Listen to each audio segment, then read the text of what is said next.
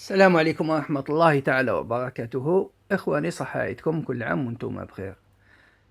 على الصورة والدة اللاعب الدولي الفرنسي مبابي.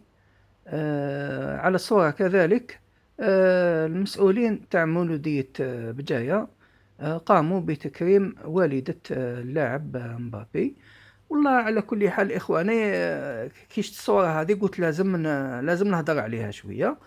دوك واش من الفايدة كي تكرم المرأة هذه وليدها لاعب دولي فرنسي، رباتو كبراتو باش يلعب مع المنتخب الفرنسي، باش يشرف المنتخب الفرنسي.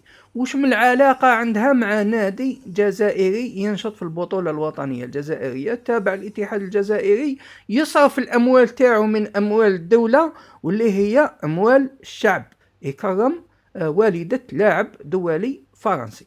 من ناحية أخرى احنا نقولوا المرأة هذه هي جزائرية واسمها عماري كذا، نسيت اسمها وشنو، المهم جزائرية، مرحبا بها في بلادها، تدور وين حبت، تروح وين حبت، مرحبا بها كجزائرية. ولكن ما هي شخصية وطنية.